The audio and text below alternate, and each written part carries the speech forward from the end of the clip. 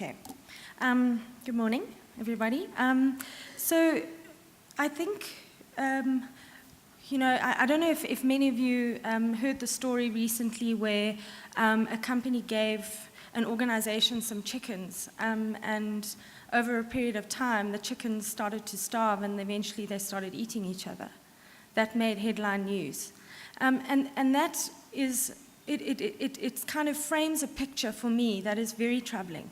And that last year, I've now been in this space for 9 years, and last year we hosted a series of forums where we brought CSI practitioners together in Joburg, Durban, and Cape Town, when we started to ask them some of the questions and allow them to have some of the discussions that they normally feel uncomfortable having. So we asked them questions about things like learning from failure. What have you learned?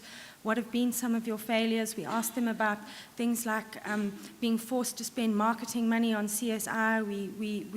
We spoke to them about things like ethics and being at what is ethical and what isn't ethical in the CSI space.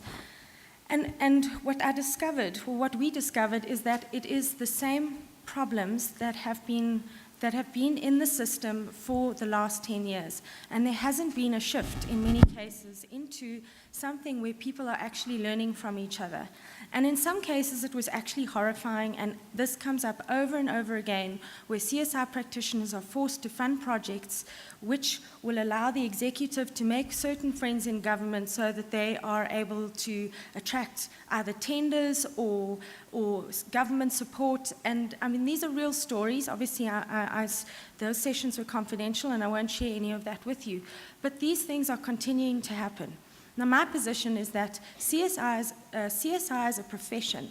It's a 7 billion rand strong profession in this country, and it's a group of individuals that over a period of years have become much more, a lot of lessons have been learned, a lot of mistakes have been made, and of course mistakes will be made when you're learning, and there's no shame in that, because that is how we learn. But essentially, it is still treated like a competitive space and not a collaborative space. So CSI practitioners fall within companies. They don't speak to each other very often. They're not sharing lessons. New guys come into the field. They want to do something dynamic. They want to do something new. They can the old.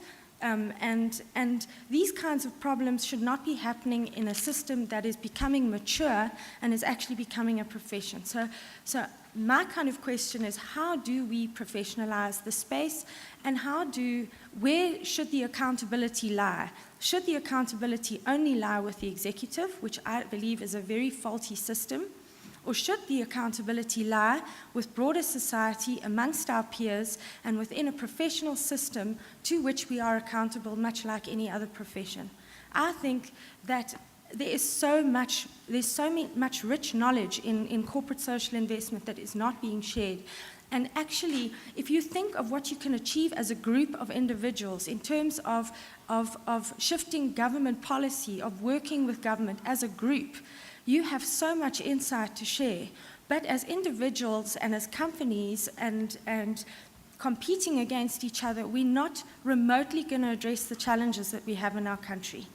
So that is really my position. We've now started a conversation where we're saying, okay, so now what do we do about it? I don't believe that bringing in another level of compliance is the answer. I don't think so.